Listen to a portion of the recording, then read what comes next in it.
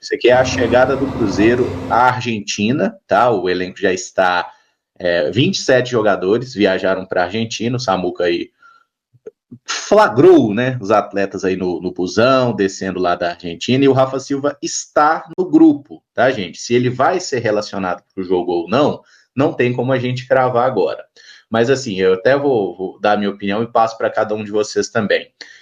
Eu acho que o que o Rafa Silva fez é desclassificante. Se o Cruzeiro tivesse optado por simplesmente falar, o Rafa Silva, você não joga mais pelo Cruzeiro, não seria um absurdo, até porque o contrato dele acaba agora no final do ano.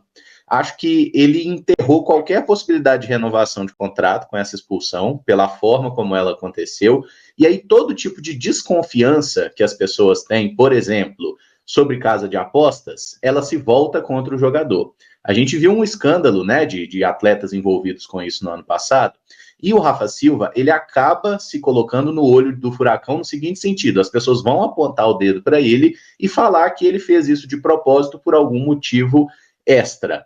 Teve gente, por exemplo, falando que o Rafa Silva fez isso porque começou no Coritiba e teve um período em 2021 que ele fez uma recuperação lá no Atlético Paranaense e tem foto dele vestido com a camisa do Atlético Paranaense.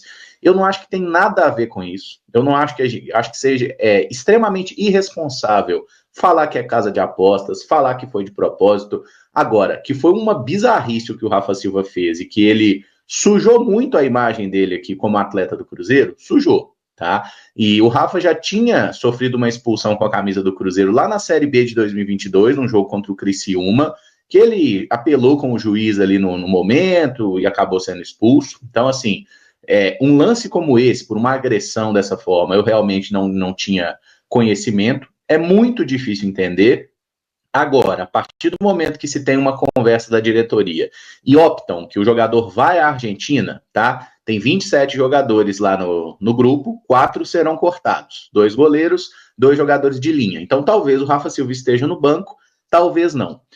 Eu consigo entender não cortar o Rafa Silva quando você acha que ele ainda pode ser útil nessa reta final de temporada. Mas não dá para a gente pensar, por exemplo, eu vi alguém mandando mensagem, o Rafa Silva vai ser titular. Assim, gente, se o Rafa Silva entrar, eu acho que ele vai ser a última opção do ataque. E qual que é o grande problema do Cruzeiro? A gente não tem opção de ataque. Nesse último jogo, o próprio Lautaro estava fora, o Caio Jorge estava fora do jogo também, né? Imagino que fisicamente não estava em boa condição. Então a gente não tinha atacante. E aí, quando você não tem atacante, você acaba tendo que ter, digamos assim, uma paciência a mais para não precisar jogar com o Lucas Silva no comando de ataque, igual aconteceu no primeiro tempo, tá? Então, assim, só um panorama, e eu passo para Caio e Pedro. O que vocês acharam de todo esse processo, né? A expulsão do Rafa Silva e como a diretoria do Cruzeiro lidou com isso? Emerson, confesso que eu, depois da expulsão do Rafa Silva, fiz questão de ver e rever por várias vezes, e cada vez mais eu fico com a sensação de que o propósito do Rafa Silva em campo foi entrar para ser expulso. De verdade, é a sensação que me causa. No mínimo, ele entrou descompensado na parte emocional, no mínimo. O Rafa, logo na saída de bola, como o Pedro até bem citou, ele já tenta acertar o outro jogador que está próximo ao Kaique Rocha, e aí em relação ao Kaique, ele tenta acertar uma vez, não consegue, depois ele acerta. Não vai no rosto porque o Kaique Rocha é gigantesco, né? Então só por isso não vai ao rosto, mas há um movimento muito claro de agressão e a expulsão foi justíssima. Isso a gente tá falando de 3 segundos de partida, né? Expulsão mais rápida da história do Brasileirão.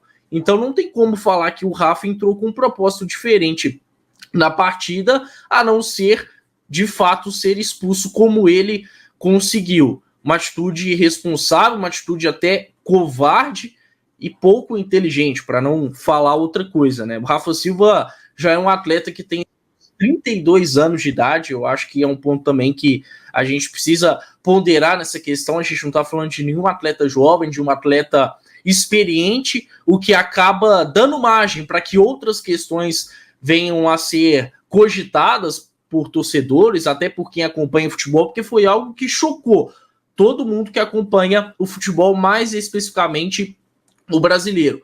E o Rafa Silva, de fato, não só enterrou a possibilidade dele seguir no Cruzeiro, mas de ser um jogador relevante no futebol brasileiro, né? Porque quando o Rafa Silva chega lá na disputa da Série B, pouca gente conhecia o Rafa, para não falar que ninguém conhecia ele. Já tinha feito uma boa grana jogando no futebol chinês, vinha já de problemas físicos e o Cruzeiro aposta nesse jogador. Em um contexto específico, sendo reserva em boa parte da competição, sim, ele foi até útil na Série B. Sai até ali com um certo carinho do torcedor e depois retorna, né? Retorna no início desse ano, depois de passar pelo poderosíssimo futebol sul-coreano. Rafa Silva, mesmo tendo algum destaque naquela disputa da Série B, não conseguiu ter um salto no futebol brasileiro. E aí retorna ao Cruzeiro, certamente tendo uma grande chance da carreira dele, porque aí já foi um Cruzeiro, um contexto de disputa de Série A. E o Rafa Silva volta com uma certa expectativa, não só interna, mas do próprio torcedor também. Mesmo passando por inúmeros problemas físicos, nunca faltou suporte interno, nunca faltou suporte externo a esse jogador. E aí ele volta numa reta final de temporada com uma certa expectativa, talvez até demasiada em cima dele, muito pela carência do setor ofensivo, né? Já que não tinha ninguém, o Rafa Silva, seu jogador experiente, que em algum momento da temporada já ajudou, acho que criou uma certa expectativa. E aí, quando ele retorna, acaba fazendo isso, né? Então, o Rafa, acho que, sinceramente, é bem improvável ele fazer algo tão relevante para tirar essa alcunha dele que vai ficar para sempre, do jogador expulso de forma mais rápida na história do Brasileirão.